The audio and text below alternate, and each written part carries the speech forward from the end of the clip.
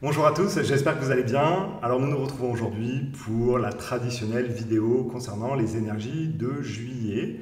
Donc comme d'habitude, je vais me mettre en état de conscience modifié pour aller voyager dans les énergies et essayer de voir un petit peu ce qu'il peut éventuellement se passer. Donc bien sûr, ce n'est pas une vérité ce qui va sortir, ce ne sont que des prédictions. Donc à vous de faire le tri et de voir et de garder ce qui résonne pour vous. Voilà. N'oubliez pas non plus qu'il y a toujours mon site internet www.guillaumecapin.fr sur lequel vous pouvez retrouver tout ce que je propose. Voilà, sans plus attendre, je me mets en état de conscience modifié, je monte mes fréquences et je vais voyager dans ces énergies du mois de juillet. A tout de suite. Alors très intéressant, la première tendance que j'ai aujourd'hui, c'est que nous, humains, on est invité à se connecter profondément avec la nature et avec les éléments. C'est assez étonnant cette première image parce que souvent on m'amène sur les guerres, les conflits et ce que les humains peuvent faire à la surface de cette terre.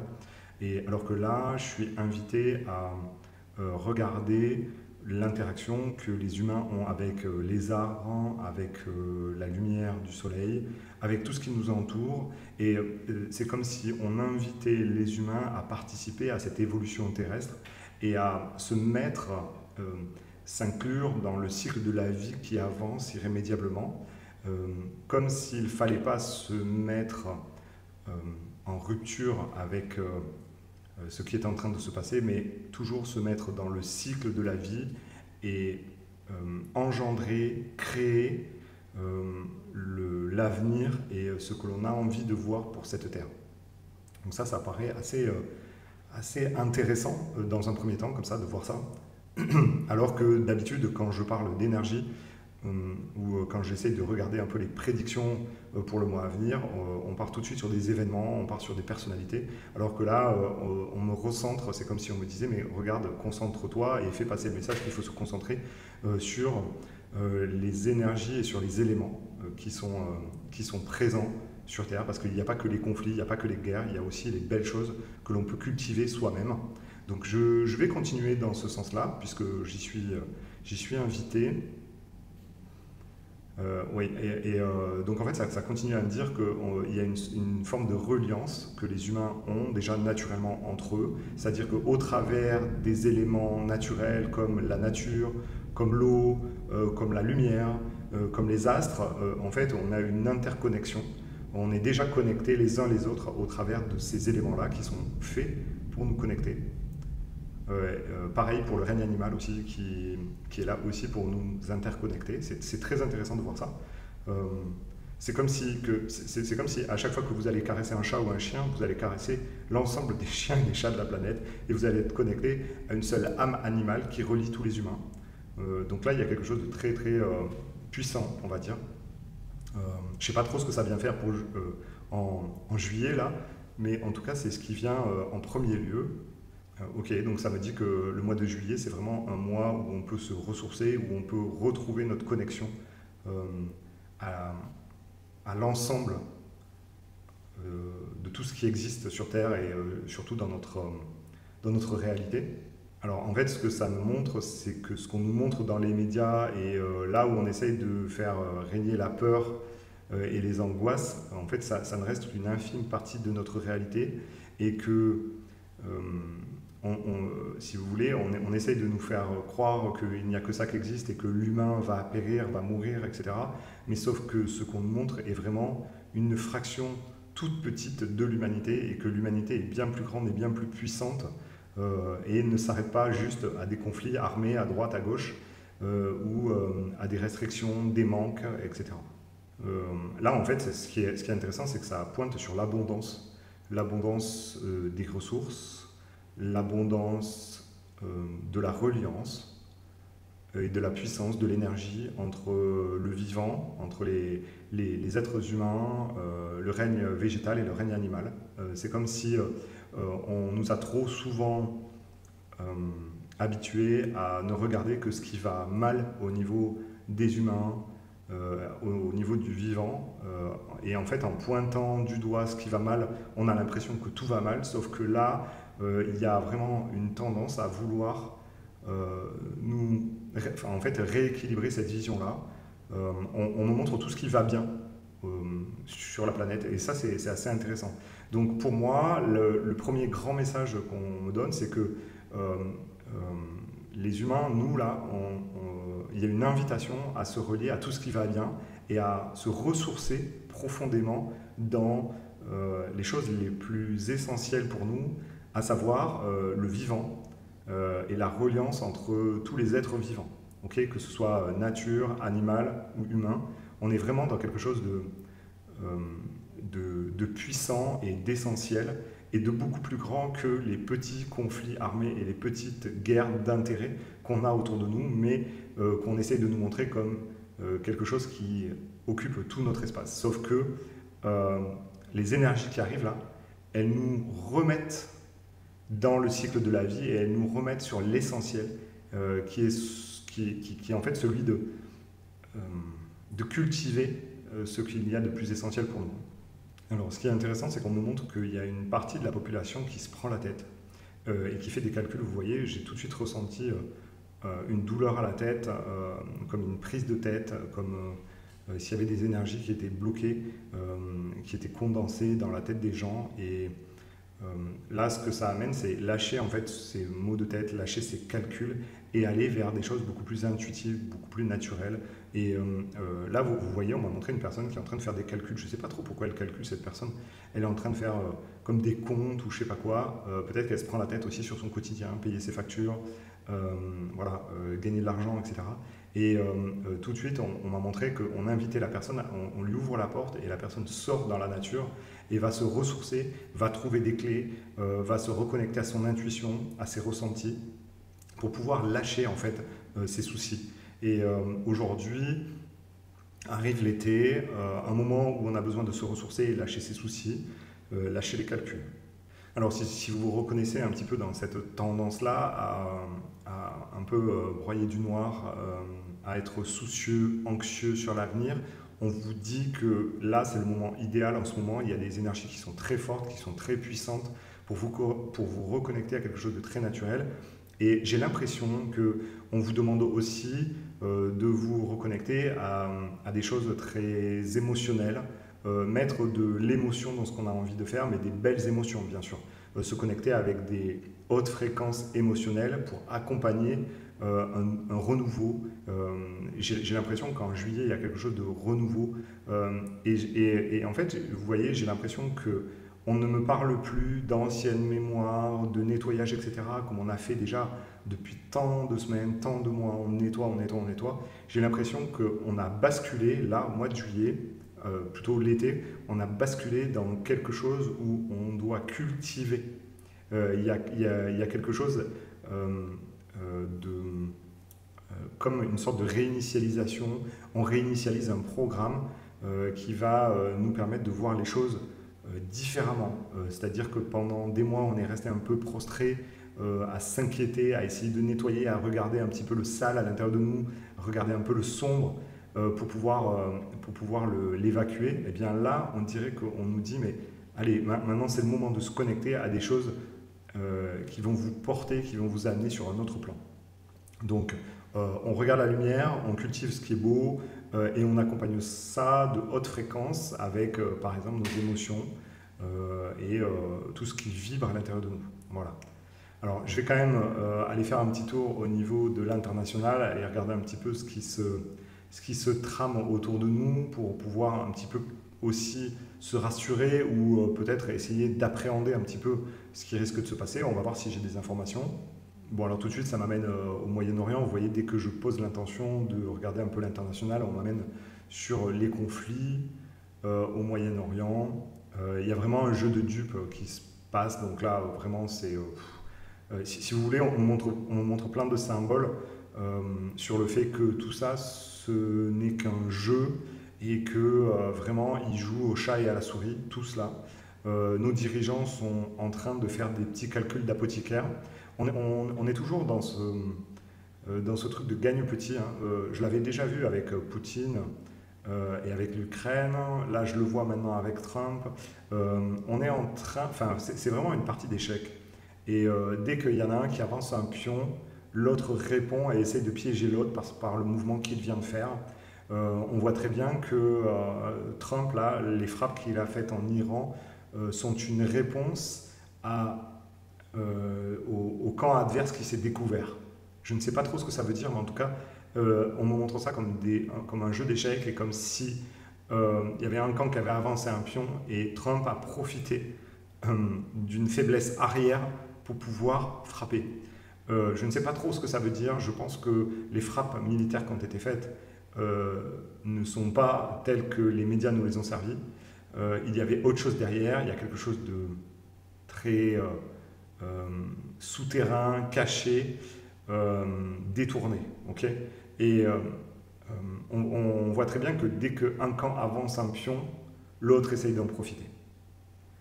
Donc là, il y a vraiment un jeu stratégique. Nous, on est très loin de ça. Et je pense que c'est aussi pour ça que la guidance aujourd'hui nous amène à se détourner de tout ça, de ne pas nourrir trop de projections par rapport à ça, parce que on ne peut pas maîtriser ce qui se passe là-bas, on ne peut pas anticiper et trouver la vérité par rapport à ce qu'ils sont en train de faire, c'est leur propre jeu de dupes.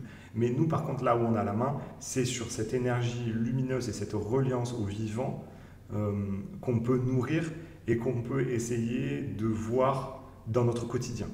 C'est surtout ça. Alors là, j'ai une vision centrée sur l'Europe, sur la France, je vois plutôt ça lumineux. Lorsqu'on parle de reliance au vivant, j'ai quelque chose de très lumineux qui se met sur la France et sur les pays aussi voisins. J'aime bien faire un petit tour un peu de tout le monde pour que tout le monde ait aussi la mesure de ce qui se passe. On dirait que Belgique, Luxembourg, la lumière est aussi un peu revenue comme sur la France. Je pense qu'on a passé les moments les plus difficiles, mais je pense que c'est surtout qu'il y a eu beaucoup de nettoyage et qu'on a fait beaucoup de nettoyage intérieur nous-mêmes. On est allé, on est allé voir ce qui nous animait au plus profond de nous, voir nos blessures. On nous a montré en miroir des choses qu'il fallait qu'on se débarrasse et c'est ce qui a été fait. Et là, la lumière revient en se reconnectant à notre essence profonde. Belgique, France, c'est OK. Luxembourg aussi. Je vois la Suisse où le ciel est encore un peu flouté. Je ne sais pas trop pourquoi on me montre ça. Il y a comme une espèce de voile sur la Suisse. Pourquoi on me montre ça? Je vais essayer d'aller me mettre un petit peu dans les énergies suisses. Alors c'est comme si ça me disait que le ciel, alors je ne sais pas si c'est le ciel ou les énergies, attendez, je vais demander, est-ce que c'est le ciel? Non. Est-ce que c'est les énergies? Oui. Donc les énergies sont toujours polluées. Polluées par qui? Ouais. Alors en fait, ce que ça me dit, c'est que la Suisse, c'est un pays comme une sorte un peu de plateforme, une sorte de point central européen. Et bien entendu, il y a encore beaucoup d'énergie qui transite. Et c'est un pays qui baigne dans des énergies qui sont à la fois très neutres, mais aussi très impliquées dans toutes les transactions qui se passent au niveau mondial. Je ne parle pas de transactions financières, je parle de... Il y a beaucoup de transit en fait. C'est comme si c'était un carrefour mondial et il y a beaucoup de choses qui transitent par la Suisse et c'est quand même difficile pour ceux qui habitent en Suisse de se régénérer profondément, même s'il y a des coins absolument magnifiques et tout. On sent qu'il y a toujours un voile énergétique qui est toujours teinté, vous voyez ce que je veux dire. Et là, je le ressens profondément et je fais le contraste entre, par exemple, la France, la Belgique, enfin tous les pays frontaliers à la France, là. Donc, bon, bien sûr, je regarde principalement la France puisque je suis en France, mais il y a quand même un contraste. Parce qu'il y a beaucoup de transit et de transactions qui passent par la Suisse. Alors, je vais quand même regarder un petit peu l'Afrique, et notamment l'Afrique francophone. C'est marrant parce que ça me dit que l'Afrique est en train d'accrocher les wagons. C'est comme si l'Afrique ne voulait pas se faire distancer et voulait être dans le bon wagon, être être aussi impliqué dans ce qui se passe et dans une sorte d'avancée. L'Afrique a envie de participer au monde de demain et fait tout pour ne pas se laisser distancer peut-être par des pays industrialisés qui règnent un petit peu. Et donc l'Afrique a envie d'être là, et les pays africains ont besoin et ont envie d'être là, d'être présents sur la scène internationale et sur le devant de la scène surtout. Et je pense que c'est plutôt une bonne chose. Je vois pas mal de lumière en Afrique de l'Ouest, principalement. L'Afrique de l'Est, c'est un peu plus sombre et c'est un peu plus impliqué, j'ai l'impression, dans des conflits, alors que l'Afrique de l'Ouest est un peu plus préservée. Mais par contre, il y a une belle énergie qui arrive. J'ai l'impression que ces pays-là ont l'ambition de leur énergie. En fait, il y a beaucoup d'énergie, il y a beaucoup d'ambition, il y a beaucoup de lumière, et ils ont envie de raccrocher les wagons par rapport à ça. Pour moi, c'est lumineux. Donc, j'ai l'impression que vous aussi, les Africains, là, surtout ceux de l'Ouest, nourrissez ces énergies d'enthousiasme et de reliance. Et l'été, là, surtout ce mois de juillet, est fait pour ça, pour se reconcentrer sur des énergies porteuses et des énergies du vivant. Et c'est ça qui est important. Ok, je vais aller quand même faire un petit tour au niveau du Canada et notamment du Québec. À chaque fois, je vais faire un petit tour là-bas pour essayer de voir ce qu'il s'y passe. Alors, on avait vu ces derniers mois beaucoup de nettoyage souterrain, on va dire, avec le nettoyage par l'eau. C'était assez étonnant de voir que ça nettoyait beaucoup au niveau, alors Montréal, mais aussi Québec. J'avais vu qu'il y avait beaucoup de choses qui étaient nettoyées en souterrain, comme si on faisait du nettoyage profond dans des institutions, dans de la corruption, je ne sais pas. Il y avait quelque chose de très souterrain, de très caché, surtout on ne le montrait pas. Après, j'ai vu une phase où, effectivement, on était rentré dans cet hiver où les choses avaient été très figées avec une sorte de guerre de tranchées avec Trump. Vous savez, il s'est passé des choses. Après, il y a eu un nouveau dirigeant qui est arrivé. En apparence, pas terrible, mais finalement, on n'a pas vu beaucoup de choses changer. Et là, aujourd'hui, qu'est-ce qui se passe? C'est ça que je vais regarder surtout. Pour vous les Québécois, vous les Canadiens, qu'est-ce qui se passe? Alors, je vais essayer de traduire un peu les images qu'on me présente. On me montre qu'il y a une certaine partie de la population qui essaie de vraiment tirer le Québec, le Canada vers le haut, c'est-à-dire qu'ils mettent beaucoup de puissance, beaucoup d'intention, d'énergie pour essayer de rayonner aussi, mais il y a quand même une grosse inertie. Alors vous voyez, c'est comme si j'avais une sorte de pyramide avec une base qui est très lourde, et il y a une sorte d'élite qui arrive à bien s'en sortir et qui arrive à faire rayonner ce Québec et ce Canada. Mais je vois une grosse inertie par la base, et j'aimerais bien aller voir ça. Ouais, en fait, ce que ça nous montre, c'est que d'un point de vue économique, on vous sent, c'est ce qu'on nous montre, on sent que c'est plombé, que c'est lourd, qu'il y a une très grosse inertie. On dirait que les institutions ont un poids, un peu comme en France en fait. Vous voyez, il y a une espèce de lourdeur liée au système qui est là, et en fait pour rayonner, pour tirer son épingle du jeu, pour arriver à s'en sortir quelque part, il faut vraiment déployer énormément d'énergie. Et voilà, il y a une base qui est très lourde. Et ça, je le ressens d'un point de vue surtout économique et d'un point de vue professionnel. Les gens ont du mal, clairement. Et en France, c'est pareil, on a ce même truc. Mais ce qui est intéressant, c'est qu'au mois de juillet, on nous dit arrêtez de faire vos calculs, arrêtez de vous prendre la tête. Il faut que vous arriviez à sortir de ces énergies pesantes pour aller, encore une fois, rechercher des ressources, mais des ressources collectives et quelque chose de très reliant aux autres et aux vivants. Alors, je ne sais pas trop ce que ça veut dire. Peut-être que chacun verra comment ça résonne à l'intérieur de lui, comment il peut trouver des ressources là-dedans. Peut-être que on peut arriver à tirer son épingle du jeu en déployant peut-être une activité à plusieurs, développant de l'entraide, je ne sais pas.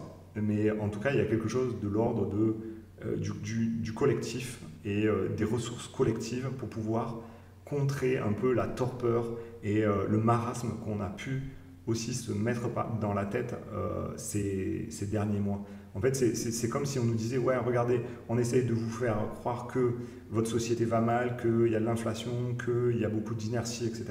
Mais vous avez les ressources et les ressources naturelles sont abondantes pour que vous puissiez déployer votre lumière. Okay, c'est vraiment le mot que j'ai là depuis que j'ai commencé l'exploration. C'est vraiment ça que j'ai à tout point de vue. Voilà.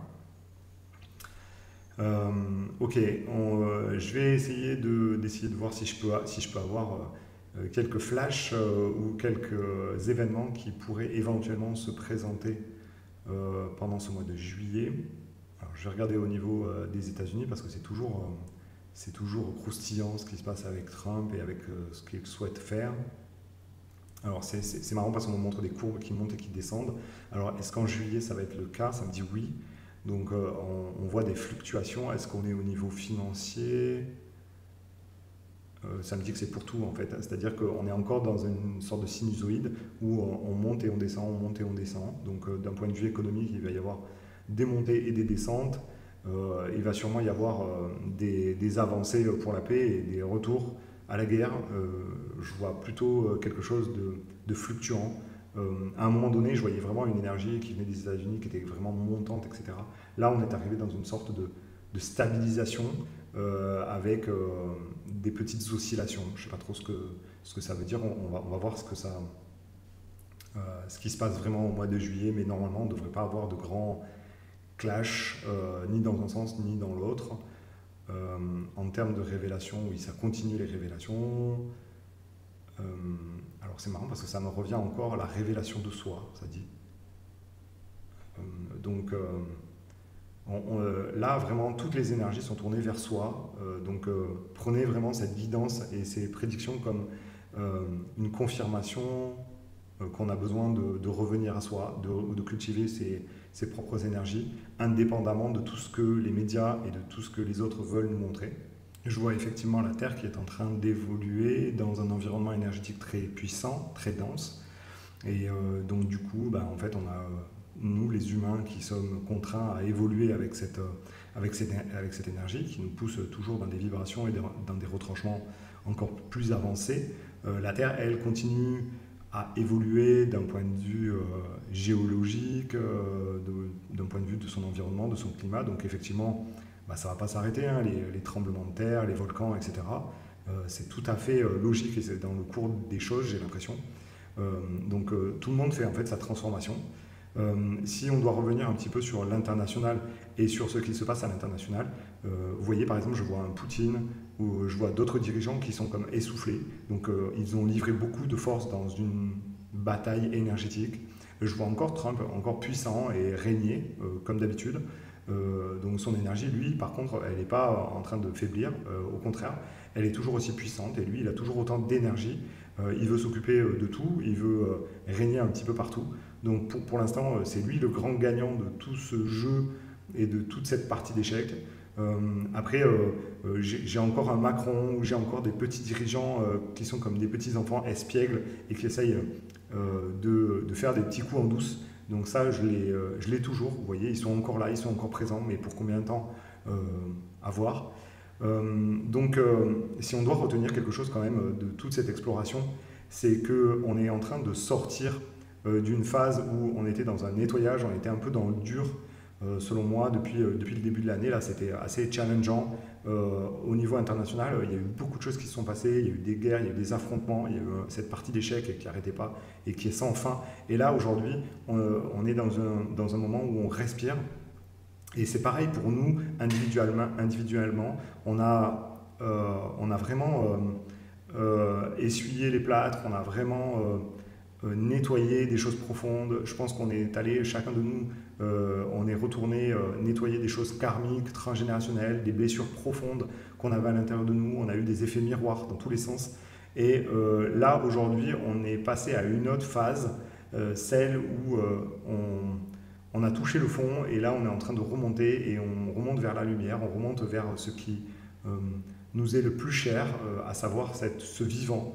Et c'est vraiment l'invitation qu'on a tous à retourner vers des choses plus lumineuses. Donc c'est une sortie, vous voyez, là on est vraiment à la sortie. À vous maintenant de prendre les choses en main, d'oublier un peu vos tracas, ne pas être dans des projections de ce qui va se passer dans les semaines, les mois à venir, mais plutôt d'être dans l'instant présent et de vous ressourcer comme le font finalement nos dirigeants, nos pays, etc. Il y a une sorte de respiration, donc profitons de cette respiration, de cette lumière et de tout ce qu'il y a de bien à prendre autour de nous. Voilà. Cette vidéo prend fin sur ces belles paroles. J'espère qu'elle vous aura plu. Je vous remercie encore une fois pour votre fidélité, pour tout ce que vous apportez, tout ce que vous contribuez. N'hésitez pas à partager cette vidéo, à commenter, à mettre des likes. Ça aide la chaîne, ça aide à grandir et ça me donne beaucoup d'énergie. Moi aussi pour continuer à contribuer à cette chaîne. Et puis je vous dis à très vite dans une prochaine vidéo.